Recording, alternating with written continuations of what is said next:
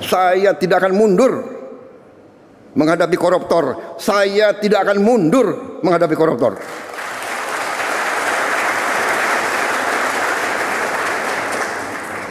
Mereka harus mengerti, saya ini siap mati untuk bangsa dan rakyat ini. Saya tidak takut. Mafia manapun saya tidak takut. Apalagi ada Kapolri sama Panglima TNI. Masa kita takut? Apalagi guru-guru akan membantu saya, ya.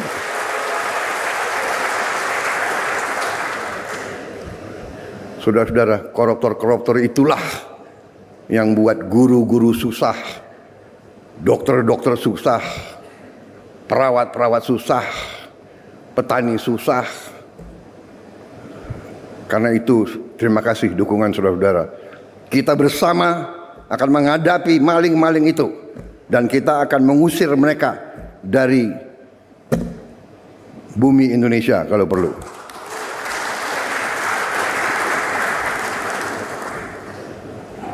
Saya nanti juga akan sisihkan dana, saya akan bikin penjara yang sangat, pokoknya sangat kokoh di suatu tempat yang terpencil, mereka nggak bisa keluar malam hari. Kita akan cari pulau, kalau mereka mau keluar biar ketemu sama hiu.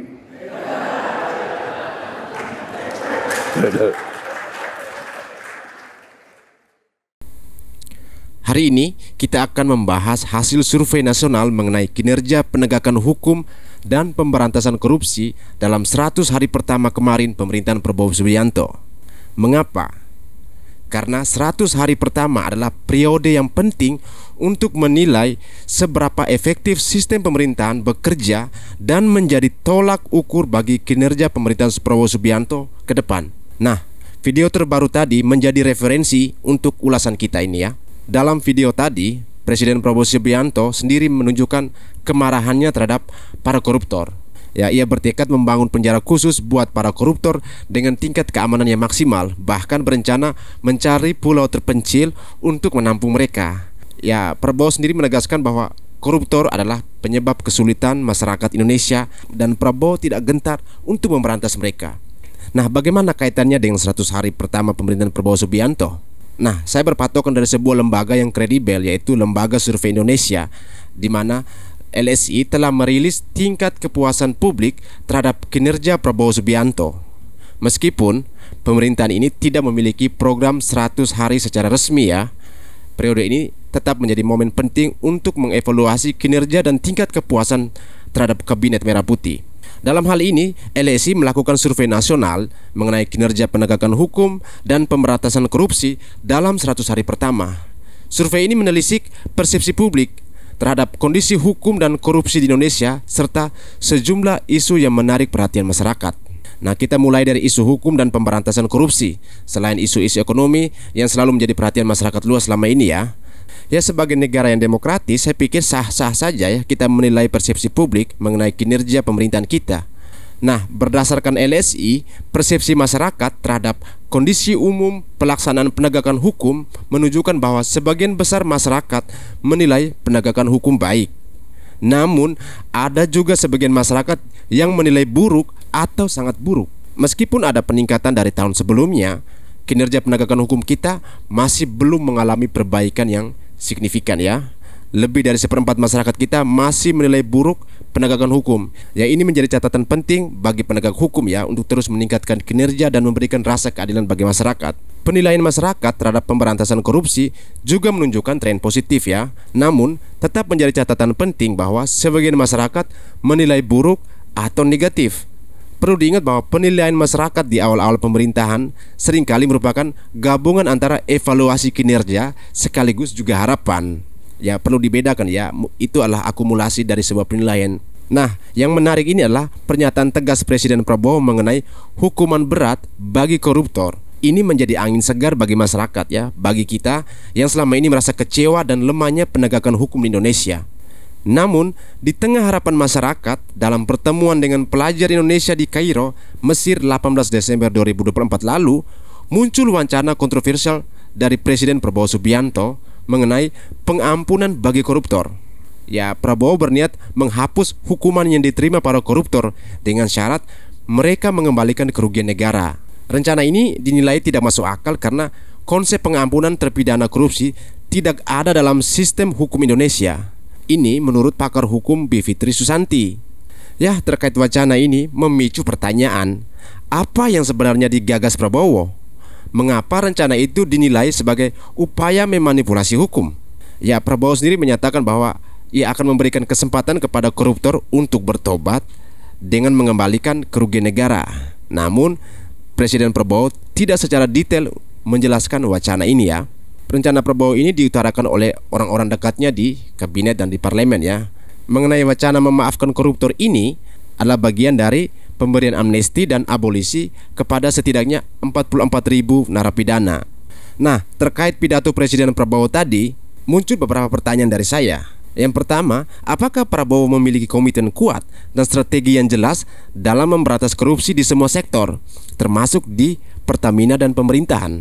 Mengingat bahwa orang-orang yang melakukan korupsi adalah orang-orang dekatnya Presiden Prabowo ataupun geng-geng Solo yang masih dalam lingkaran kekuasaan Presiden Prabowo, atau dengan kata lain anak buahnya Presiden Prabowo. Ya, kita ambil contoh Ridwan Kamil yang dalam kontestasi pilkada kemarin yang merupakan bagian dari koalisi Presiden Prabowo Subianto. Apakah Presiden Prabowo memiliki komitmen yang kuat? Terus yang berikut, bagaimana Prabowo bisa memastikan bahwa penegakan hukum tidak pandang bulu dan memberikan hukum setimpal bagi para koruptor, tak peduli siapapun mereka? Ya, bagaimana dengan pernyataan bahwa Presiden Prabowo meminta para koruptor untuk bertobat? Yang berikutnya, apakah Prabowo berani melakukan reformasi di lembaga penegakan hukum untuk meningkatkan efektivitas dan integritas dalam memberantas korupsi? Kalau yang ini, pertanyaan ini saya tujukan kepada kalian teman-teman, karena intervensi militer dan politik sangat kental di dalam pemerintahan Presiden Prabowo Subianto. Lembaga penegak hukum dilemahkan. Terus yang berikutnya, apakah Prabowo berani melakukan reformasi di lembaga penegak hukum untuk meningkatkan efektivitas dan integritas dalam memberantas korupsi? Ya, kalau yang ini kita lihat bagaimana intervensi politik yang ada di dalam lembaga penegak hukum adalah orang-orang dalam lingkaran Presiden Joko Widodo sebelumnya dan masih dipertahankan oleh Presiden Prabowo Subianto. Mengenai reformasi di lembaga penegak hukum ini, kita tahu bahwa KPK dilemahkan. Kita mempertanyakan independensi KPK. KPK ini masih di bawah handle-nya Jokowi. Bagaimana Prabowo bisa memberantas korupsi sampai ke akar-akarnya? Ini menjadi pertanyaan besar juga dan menjadi sesuatu yang sangat kontroversi dengan pidato dari Presiden Prabowo Subianto. Ya, saya pikir pidato Prabowo ini apakah hanya sekedar untuk menakut-nakuti para koruptor atau ingin melemahkan oposisinya? Ya, kita lihat kasus Hasto sekarang. Jika kita bandingkan dengan kasus terbaru, kasus Pertamina, ya ada keraguan. Kita lihat respon dari Andre Rosiade melarang Ahok untuk datang ke DPR RI. Artinya ada keraguan besar dari pidato Presiden Prabowo. Terkait dugaan korupsi yang merugikan negara di Pertamina yang meliputi penyalahgunaan dana dan manipulasi data dalam proyek-proyek Pertamina, ya kita menanti langkah tegas KPK. Kita tahu bahwa Ahok sudah menunjukkan data penyimpangan dana di Pertamina, juga mengenai rapat-rapat antara komisaris dan direksi PT Pertamina Subholding selama menjadi komisaris. Selain itu, Ahok juga kaget bahwa data yang dimiliki oleh Kejaksaan Agung jauh lebih banyak daripada data yang dia miliki. Menurut saya, pernyataan Presiden Prabowo Subianto mengenai hukuman berat bagi koruptor yang dikatakan sebagai angin segar, ya bagi saya bisa saja dikatakan angin badai. Karena apa? Yang kita perlu ragukan di sini adalah lembaga penegakan hukum. Apakah kita yakin bahwa lembaga penegakan hukum akan benar-benar independen dalam menangani kasus ini? Terlepas bahwa Prabowo ingin menyiapkan rumah khusus atau penjara khusus bagi para koruptor di pulau terpencil dan sebagainya, saya pikir itu hanya sebuah intimidasi biasa. Logikanya gini, berantas dulu koruptornya, kuatkan dulu lembaga penegak hukumnya, bukan dilemahkan. Soal fasilitas, negara pasti bisa menyiapkan, tetapi apakah negara bisa memberantas terlebih dahulu? Ya, soal fasilitas ya bisa saja, sudah terjadinya ada efisiensi, ya bisa dialokasikan ke sana kemari. Tetapi bisa nggak berantas dulu koruptornya? Nanti akan berpotensi baru lagi, semisal menyiapkan anggaran lagi untuk membangun penjara di pulau terpencil. Ya tidak sedikit uang untuk membangun penjara itu. Ya mungkin saja ada proyek-proyek baru lagi untuk membangun penjara di sana. Terjadi lagi korupsi di situ lagi. Bagaimana bisa memberantas korupsi tetapi dalam tubuh itu sendiri sedang melakukan korupsi? Ya bagi saya pidato yang berapi-api perlu kita buktikan komitmennya. berantas koruptornya, penjarakan koruptornya. Ya, kuatkan lembaga penegakan hukum, buktikan independensinya. Kalau memang tidak pandang bulu, setelah itu baru siapkan fasilitas untuk para koruptor ini di pulau terpencil kah, mau di hutan kah, mau di Papua kah, ataupun mau jadi umpan ikan hiu, ya silakan, buktikan dulu orangnya, tangkap dulu orangnya. Itu pesan saya untuk Bapak Presiden Prabowo.